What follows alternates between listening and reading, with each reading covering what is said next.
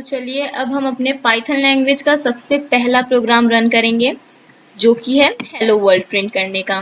ठीक है, इससे पहले आपने जितने भी लैंग्वेजेस पढ़ी होंगी उसमें बहुत सारे लाइंस लिखने पड़ते थे आपको सिर्फ हेलो वर्ल्ड के लिए, हैश इंक्लूड सी में, जैसे कि फिर मेन में जाके ब्रेसेस देन प्रिंट एफ। लेकिन पाइथन में सिंपली आपको क्या करना है, प्रिंट लिखना है देन ब्रेसेस और फिर स्ट्रिंग अगर आप पास कर रहे हो, जैसे हेलो वर्ल्ड एक स्ट्रिंग है, सो हम लिखेंगे hello world and that's it. Print hello world सिर्फ ये एक लाइन का कोड ही हेलो वर्ल्ड प्रिंट कर देगा। इसमें कोई भी हेडर फूटर कुछ ऐसा नहीं है सिस्टम। ठीक है, आपको सिंपली प्रिंट का स्टेटमेंट लिखना है और कुछ भी लिखने की जरूरत नहीं है। इसे फिर हम सेव करेंगे Ctrl+S और हमारा फर्स्ट प्रोग्राम हेलो वर्ल्ड का है, hello world dot py। Save and F5 से हम रन कर सकते हैं और आप देख सकते हो हेलो वर्ल्ड आ गया। हमारा जो प्रोग्राम था हेलो वर्ल्ड का, जो कि फर्स्ट प्रोग्राम होता है सभी लैंग्वेजेस का, वो सक्सेसफुली हमने रन कर लिया। अब हम देखेंगे कि पाइथन लैंग्वेज में कौन कौन से मोड्स आते हैं। First one is interactive mode. Interactive mode is a command line shell which gives immediate feedback for each statement while running previously fed statements in active memory. It is great for quickly and conveniently running single lines or blocks of code. Interactive mode में हम command prompt में Python के small blocks of codes को run करते हैं, जैसे single line हो गया या 2 से 3 लाइन के कोड्स हो गए, उन्हें हम कमांड प्रॉम्प्ट पे रन करते हैं, तो वो इंटरेक्टिव मोड में आता है। इंटरेक्टिव मोड शो करने के लिए मैंने अपना कमांड प्रॉम्प्ट खोल लिया है। अब यहाँ पे हम सबसे पहले लिखेंगे, कोई भी कोड रन करने से पहले हमें लिखना होगा Python and then press enter. जो इंटरेक्टिव मोड है इसके लिए आपको पाथ सेट करना पड़ेगा पाइथन का। जहां भी आपने पाइथन इंस्टॉल किया है उसका पाथ आपको सेट करना पड़ेगा। अगर आपने मेरी पिछली वीडियो नहीं देखी, मैंने उसमें बताया था कि कैसे आप पाइथन को इंस्टॉल कर सकते हैं और उसका पाथ सेटअप कर सकते हैं। अगर हम इसमें कोई भी लाइन लिखते हैं, स्मॉल कोड्स लिखते हैं, जैसे 2+2 लिख दिया, 4 आ गया, ठीक है, 1 4 5 प्लस, मतलब कुछ भी आप लिखोगे, ठीक है। आप स्मॉल कोड्स को रन कर सकते हो, इस पे कोई भी स्टेटमेंट प्रिंट करा सकते हो, जैसे मैंने प्रिंट आयुषी मिश्रा, ठीक है। कोई भी स्टेटमेंट आप इसमें रन करा सकते हो, लेकिन स्मॉल कोड्स के लिए, ठीक है, ये सिर्फ स्मॉल कोड्स के लिए ही रन होता है। जैसे अगर हम किसी वेरिएबल में, अभी आपको ये समझ नहीं आएगा, मैं आपको दिखा दे रही हूँ, i = 12 कर दिया, j = 3 कर दिया, इसके बाद हम अगर i × j करेंगे तो आप देख सकते हो 36 आ गया, ठीक है। ये स्मॉल कोड्स के लिए यूज में आता है इंटरेक्टिव मोड। ये जितने भी कोड्स हैं ये सारे एक्टिव मेमोरी में रन कर रहे हैं, आप इसको सेव नहीं कर सकते कहीं पे। ये जो ड्रॉबैक है कि हम अपने कोड्स को इसमें सेव नहीं कर सकते, ये ड्रॉबैक स्क्रिप्टिंग मोड में रिमूव हो जाती है, ठीक है। अब नेक्स्ट देखते हैं scripting mode. If you need to write a long piece of Python code or your Python script spans multiple files, interactive mode is not recommended. Script mode is the way to go in such cases. In script mode, you write your code in a text file, then save it with a .py extension which stands for Python. Simple इसका मतलब यही है कि scripting mode में हम Python की files बनाते हैं और उसे .py एक्सटेंशन से सेव करते हैं, ठीक है। उसमें हम कोड को अपना सेव कर सकते हैं। ज़्यादातर स्क्रिप्टिंग मोड ही यूज होती है। स्क्रिप्टिंग मोड तब यूज में आता है जब हमें बहुत लंबे कोड्स लिखने होते हैं जो हमारा इंटरेक्टिव मोड सपोर्ट नहीं करता। जैसे इंटरेक्टिव मोड में हमने कमांड प्रॉम्प्ट का यूज किया था, उसी तरह हम स्क्रिप्टिंग मोड में टेक्स्ट एडिटर्स का यूज करेंगे, जैसे जुपिटर नोटबुक हो गया, IDLE हो गया या पाइचार्म हो गया, ठीक है। टेक्स्ट एडिटर्स में हम सिंपल अपने जितने भी कोड्स होंगे वो लिखेंगे और फिर .py एक्सटेंशन से उसे सेव कर देंगे। स्क्रिप्टिंग मोड के लिए हमें सबसे पहले अपना IDLE स्टार्ट करना पड़ेगा।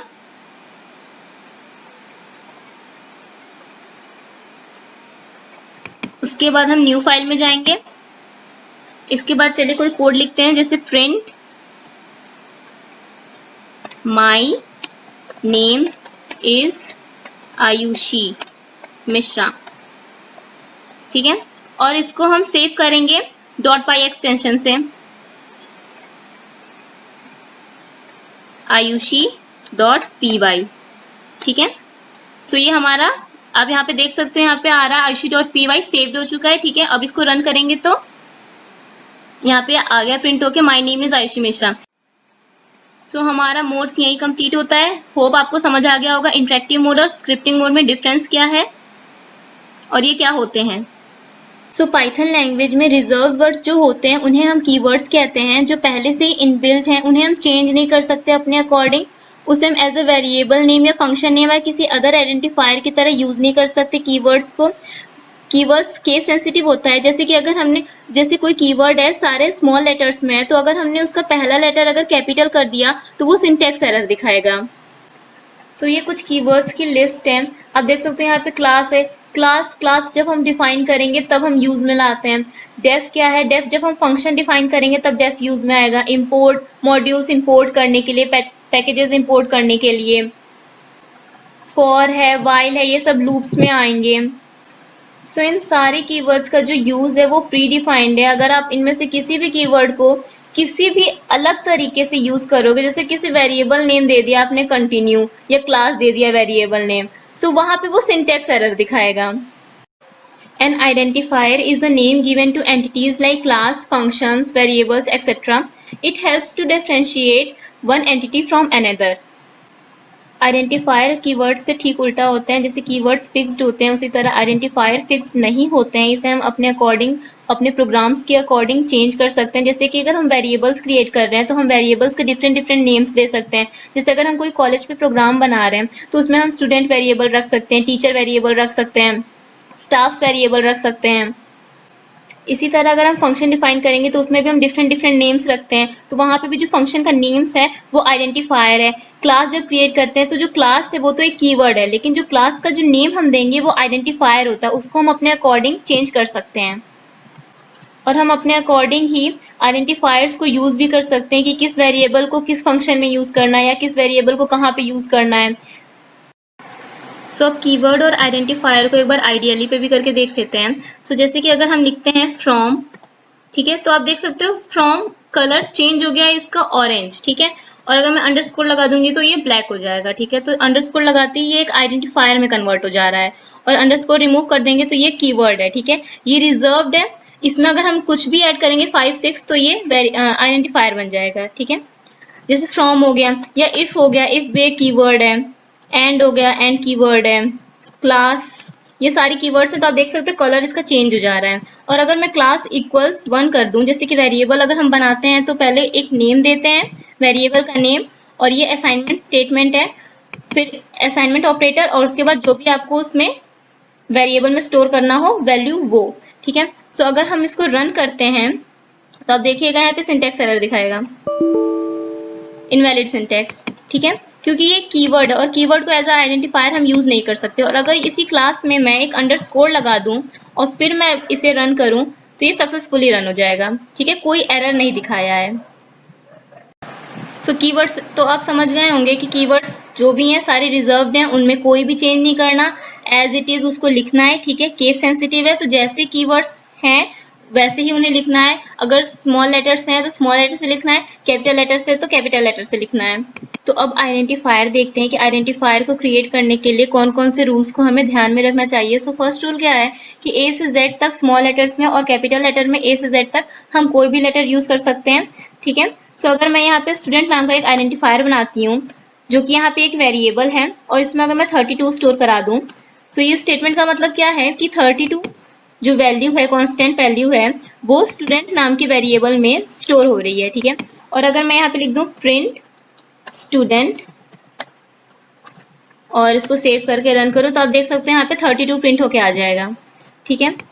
अगर यही चीज मैं स्टूडेंट को कोट्स में अगर पास कर दूंगी तो ये एक स्ट्रिंग बन जाएगा।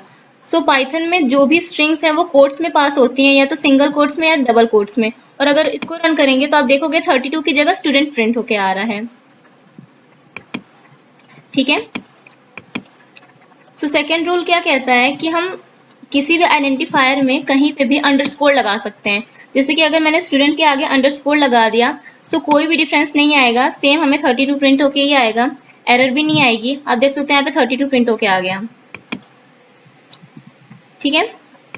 सो सेकंड रूल में हम क्या कर सकते हैं, मतलब आइडेंटिफायर क्रिएट करते वक्त हम कोई भी अंडरस्कोर लगा सकते हैं उसमें।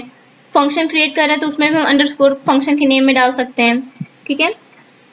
अंडरस्कोर थर्ड रूल क्या है कि हम कोई भी डिजिट्स पास कर सकते हैं आइडेंटिफायर में। जैसे स्टूडेंट 2 कर दिया हमने, और यहाँ पे भी हमने स्टूडेंट 2 कर दिया। सो आप देखिएगा यहाँ पे भी कोई एरर नहीं आएगा, नॉर्मली हमारा 32 प्रिंट होके आ गया। ठीक है, सो हम डिजिट्स के साथ भी लेटर्स को यूज़ कर सकते हैं आइडेंटिफायर्स में। इसी तरह से अगर डिजिट्स को स्टार्टिंग में लगा दें किसी आइडेंटिफायर में, मतलब कोई आइडेंटिफायर का नाम क्रिएट करते वक्त हमने स्टार्टिंग में अगर डिजिट पास कर दिया तो ये एरर देगा। ठीक है, सो हमें डिजिट्स या तो बीच में लगा सकते हैं, ठीक है, न्यूमेरिकल डिजिट्स या तो आइडेंटिफायर के बीच में लगा सकते हैं या तो फिर लास्ट में लगा सकते हैं। स्टार्टिंग में अगर कोई आइडेंटिफायर के लगा है डिजिट तो फिर वो एरर दे देगा। ठीक है, जैसे कि मैं यहाँ पे रन करूँ तो आप देख सकते हैं यहाँ पे इनवैलिड सिंटैक्स आ गया। इसी तरह से हम स्पेशल सिंबल्स भी यूज नहीं कर सकते हैं किसी भी आइडेंटिफायर के नेम्स में। जैसे कि अगर मैं यहाँ पे स्टूडेंट के आगे लगा दूं हैशटैग, सब देख सकते हो ये एक एरर देगा। ओके, या तो फिर अगर हैशटैग की जगह हमने डॉलर साइन लगा दिया, ये भी एक एरर देगा। ठीक है, सो स्पेशल सिंबल्स यूज नहीं करना है। डिजिट्स को आइडेंटिफायर के शुरुआत में नहीं लगाना है, स्टार्टिंग कभी भी डिजिट से नहीं करनी है किसी भी आइडेंटिफायर के नेम में। और अंडरस्कोर लगा सकते हैं, हम कहीं पे भी लगा सकते हैं आइडेंटिफायर में। और हम लेटर्स में कोई भी लेटर यूज कर सकते हैं, चाहे वो कैपिटल लेटर हो या स्मॉल लेटर हो। और जैसा कि पाइथन केस सेंसिटिव है, तो जैसे स्टूडेंट इक्वल्स टू 32 है और अगर हम ये लिख देंगे कैपिटल लेटर स्टूडेंट तो ये दोनों डिफरेंट हो जाएंगे, ये स्टूडेंट और ये स्टूडेंट डिफरेंट है। ठीक है, केस सेंसिटिव है, इस वजह से कैपिटल लेटर से जो स्टूडेंट शुरू हुआ है वो जो स्मॉल लेटर से स्टूडेंट शुरू हुआ है उससे डिफरेंट है। अगर मैं इसको एक स्टूडेंट नाम का एक और वेरिएबल बना के उसमें कोई और वैल्यू पास कर दूँ जैसे 45, और अगर मैं प्रिंट स्टूडेंट करूँगी तो आप देखिएगा 45 प्रिंट होके आ रहा है। और यहीं पे मैं अगर स्मॉल लेटर कर देती हूँ एस को और सेव करके इसको रन करूँ तो 32 प्रिंट होके आ रहा है। सो कीवर्ड और आइडेंटिफायर यहीं पे मैं ख़त्म करती हूँ। अगर आपको कोई भी प्रॉब्लम हो तो आप कमेंट सेक्शन में मुझे बताइएगा। इसके बाद देखते हैं स्टेटमेंट्स एंड कमेंट्स। तो स्टेटमेंट क्या होती है, जो भी लाइन एग्जीक्यूट हो रही है वो सारी लाइन स्टेटमेंट है। जैसे अगर इस प्रोग्राम में हम देखें तो ये लाइन स्टेटमेंट है, ये लाइन स्टेटमेंट है और ये भी लाइन स्टेटमेंट है। सो इंटरप्रेटर जिस भी लाइन को एग्जीक्यूट करता है वो सारी लाइन स्टेटमेंट्स है। ठीक है, कमेंट्स क्या होते हैं, पाइथन में जब हमको कमेंट लिखना होता है तो हम हैशटैग से उसको स्टार्ट करते हैं। जैसे hashtag this is a print statement.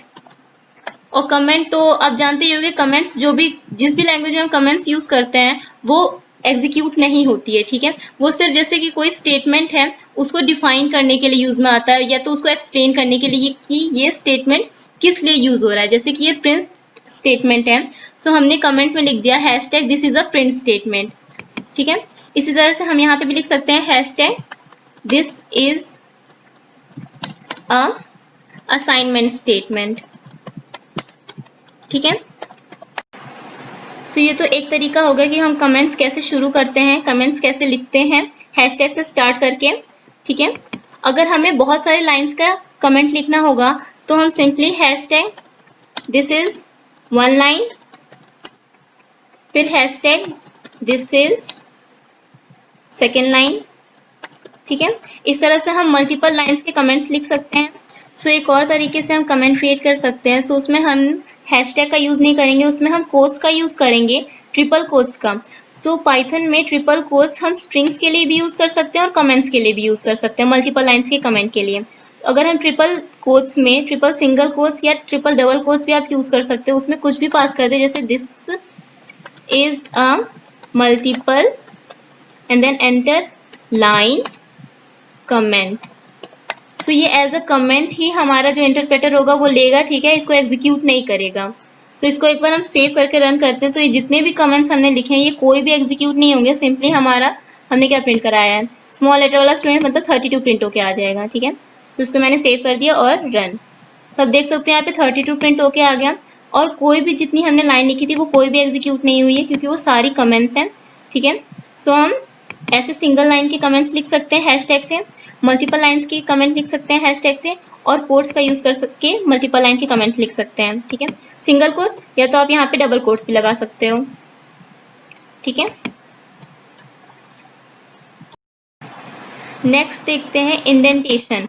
तो इंडेंटेशन क्या होता है कि मतलब वाइट स्पेस समझ लीजिए, ठीक है। जैसे कि हम सी लैंग्वेज में कोई कोड लिखते हैं, तो अगर उसमें कोई ब्लॉक ऑफ कोड लिखना होता है तो वो उसको हम ब्रेसेस के अंदर रखते हैं। जैसे कर्ली ब्रेसेस के अंदर रख दिया, फॉर लूप हो गया, या कोई और लूप लगा रहे हैं या कोई फंक्शन लिख रहे हैं, तो पाइथन में उस ब्रेसेस की जगह हम इंडेंटेशन का यूज करते हैं। जैसे कि मैं यहाँ पे सिर्फ अभी ऐसे क्रिएट करके बता दे रही हूँ, फॉर आई इन रेंज 2, ठीक है। सो अगर हम यहाँ पे एंटर करेंगे तो ये ऑटोमेटिकली आप देख सकते हो यहाँ पे 4 स्पेस छोड़ के यहाँ पे आया है, ठीक है, 1 2 3 4।